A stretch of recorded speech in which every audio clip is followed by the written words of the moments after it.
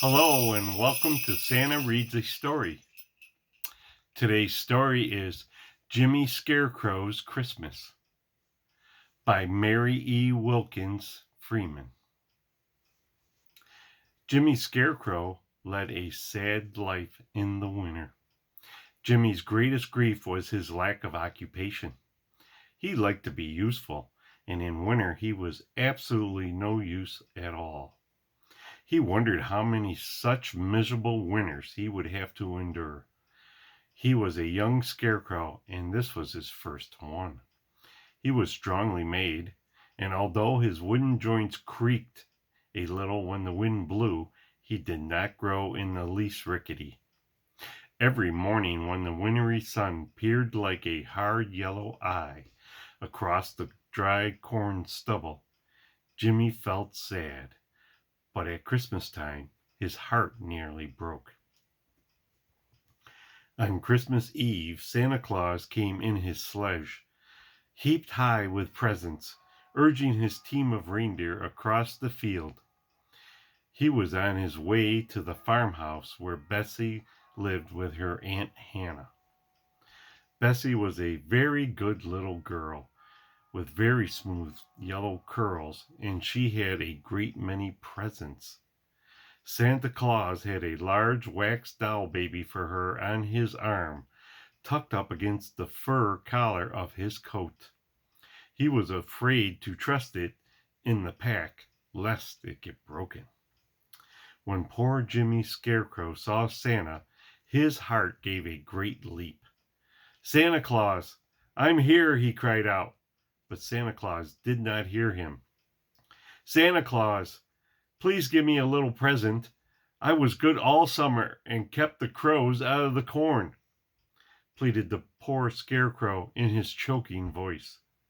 But Santa Claus passed by with a merry halloo and a great clamor of bells.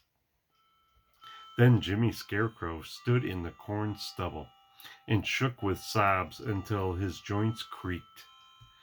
"I am of no use in this world, and everybody has forgotten me," he moaned.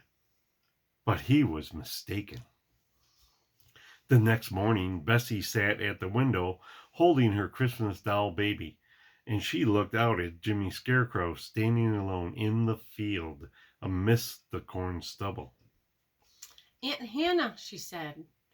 Aunt Hannah was making a crazy patchwork quilt, and she frowned hard at a triangle piece of red silk and a circular piece of pink, wondering how to fit them together. "Well," she said, "did Santa Claus bring the Scarecrow any Christmas presents?" "No, of course he didn't." "Why not?" "Because he's a scarecrow. Don't ask silly questions." "I wouldn't like to be treated so if I was a scarecrow," said Betsy. But her Aunt Hannah did not hear her. She was busy cutting a triangle snip out of the round piece of pink silk so the piece of red silk could be feather stitched into it. It was snowing hard out of doors, and the north wind blew. The Scarecrow's poor old coat got whiter and whiter with snow. Sometimes he almost vanished in the thick white storm. Aunt Hannah worked until the middle of the afternoon on her crazy quilt. Then she got up and spread it out over the sofa with an air of pride. "There," she said, "that's done, and that makes 8. I've got one for every bed in the house, and I've given away 4. I just don't know what I'm going to do with this one. Maybe someone wants it." Aunt Hannah put on her hood and shawl, and drew some blue yarn stockings over her shoes, and set out through the snow to carry a slice of plum pudding to her sister Susan, who lived down the road. Half an hour after Aunt Hannah had gone, Betsy put on her little red plaid shawl over her head and ran across the field to Jimmy Scarecrow. She carried her new doll baby snuggled up under her shawl. "Wish you Merry Christmas," she said to Jimmy Scarecrow. Wish you the same, said Jimmy, but his voice was choked with sobs and was also muffled, for his old hat had slipped down to his chin. Bessie looked pitiful at him, had his old hat fringed with icicles, like frozen tears, and the old snow-laden coat.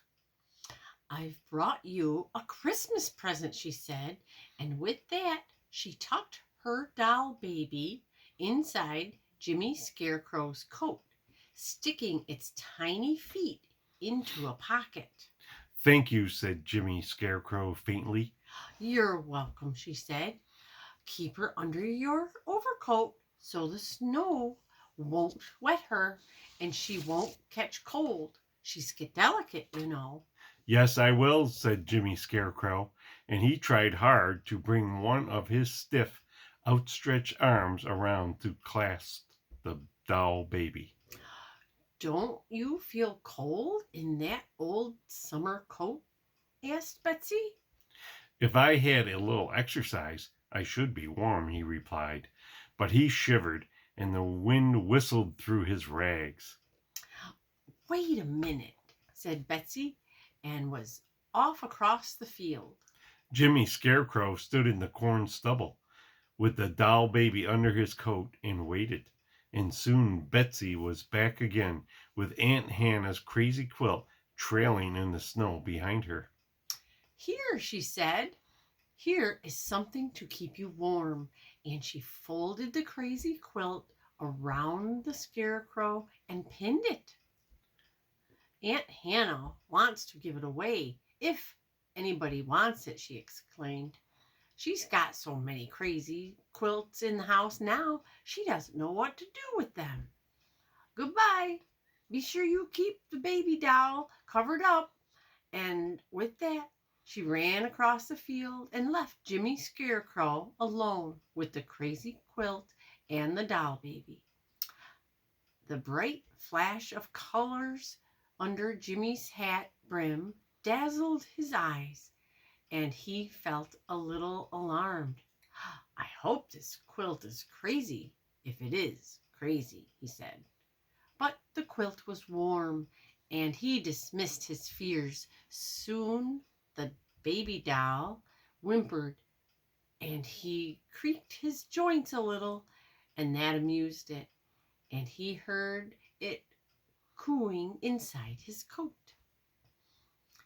Jimmy Scarecrow had never felt so happy in his life as he did for an hour or so. But after that, the snow began to turn to rain, and the crazy quilt was soaked through and through. And not only that, but his coat and the poor baby doll, it cried pitifully for a while, and then it was still. He was afraid was dead. It grew very dark, and the rain fell in sheets. The snow melted, and Jimmy Scarecrow stood halfway up to his boots in water. He was saying to himself that the saddest hour of his life had come, when suddenly he again heard Santa Claus's sleigh bells and his merry voice talking to his reindeer. It was after midnight. Christmas was over, and Santa Claus was hastening home to the North Pole.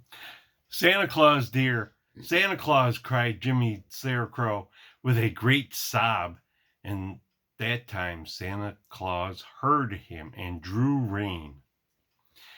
Who's there? He shouted out of the darkness. It's only me, replied the Scarecrow. Who's me? Shouted Santa Claus. Jimmy Scarecrow. Santa got out of his sledge and waded up. Have you been standing here since corn was ripe? He asked pitifully, and Jimmy replied that he had. What's that over your shoulders? Santa Claus continued, holding up his lantern. It's a crazy quilt. And what are you holding under your coat? The doll baby that Betsy gave me, and I'm afraid it's dead. Poor Jimmy Scarecrow sobbed. Nonsense, cried Santa Claus. Let me see it. And with that, he pulled the doll baby out from under the Scarecrow's coat and patted its back and shook it a little.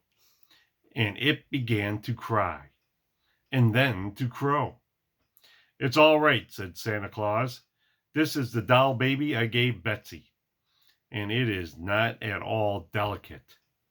It went through the measles and the chicken pox and the mumps and the whooping cough before it left the North Pole. Now get into the sledge, Jimmy Scarecrow, and bring the doll baby in that crazy quilt. I have never had any quilts that were in their right minds at the North Pole. But maybe I had any quilts that weren't in their right minds at the North Pole. Maybe I can cure this one. Get in, Santa chirped to his reindeer, and they drew the sledge up close in a beautiful curve. Get in, Jimmy Scarecrow, and come with me to the North Pole, he cried. Please, how long shall I stay? Said Jimmy Scarecrow. Why, you are going to live with me, replied Santa Claus. I've been looking for a person like you for a very long time. Are there any crows to scare away at the North Pole? I want to be useful, Jimmy Scarecrow said anxiously. No, answered Santa Claus, but I don't want you to scare away crows. I want you to scare away Arctic explorers. I can keep you in work for 1,000 years, and scaring away Arctic explorers from the North Pole is much more important than scaring away crows from corn. Why, if they found the pole, there wouldn't be a piece an inch long left in a week's time, and the earth would cave in like an apple without a core. They would whittle it all to pieces and carry it away in their pockets for souvenirs. Come along, I am in a hurry. I will go on 2 conditions, said Jimmy. First, I want to make a present for Aunt Hannah and Betsy next Christmas. You shall make them any presents you choose. What else? I want some way to prove to scare the crows out of the corn next summer while I am away, said Jimmy. That is easily managed, said Santa Claus. Wait just a minute. Santa took his stylographic pen out of his pocket, went with his lantern close to one of the fence posts, and wrote these words upon it. Notice to crows. Whichever crow shall hereafter hop, fly, or flop into this field during the absence of Jimmy Scarecrow, and therefrom purloin, steal, or abstract corn, shall be instantly, in a twinkling and a trice, turned snow white, and be forever disgraced by and by, and a reproach to his whole race. Per order of Santa Claus. The corn will be safe now, said Santa Claus. Get in. Jimmy got into the sledge, and they flew away over the fields, out of sight, with merry halloos and a great clamor of bells. The next morning there was much surprise at the farmhouse. When Aunt Hannah and Betsy looked out of the window, and the Scarecrow was not in the field, holding out his stiff arms over the corn stubble. Betsy had told Aunt Hannah she had given away the crazy quilt and the doll baby, but had been scolded very little. You must not give away anything of yours again without asking permission. And, said Aunt Hannah, and you have no right to give away anything of mine. even if you know I don't want it. Now, both my pretty quilt and your beautiful doll baby are spoiled. That was all Aunt Hannah had said. She thought she would send John after the quilt and the doll baby the next morning as soon as it was light. But Jimmy Scarecrow was gone, and the crazy quilt and the doll baby with him. John, the servant man, searched everywhere, but not a trace of them could be found. They must have all blown away, Mum, he said to Aunt Hannah. We shall have to have another scarecrow next summer, she said. But the next summer there was no need of a scarecrow, for not a crow came past the fence post on which Santa Claus had written his notice to the crows. The cornfield was never so beautiful, and not a single grain was stolen by a crow, and everybody wondered at it, for they could not read the crow language which Santa had written. It is a great mystery to me why the crows don't come into our cornfield when there is no scarecrow, said Aunt Hannah. But she had a still greater mystery to solve when Christmas came around again.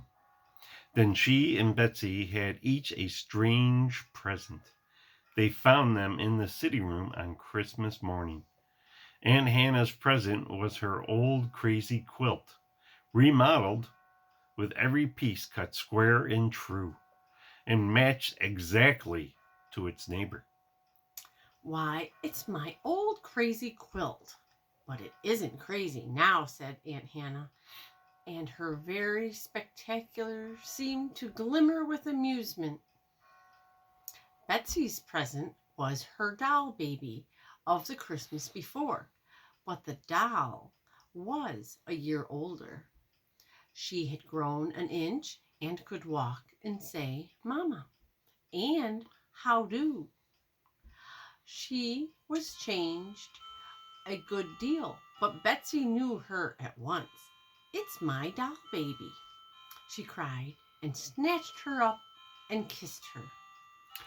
But neither Aunt Hannah nor Betsy ever knew that the quilt and the doll baby were Jimmy Scarecrow's Christmas present to them. The end. Merry Merry Christmas! Christmas.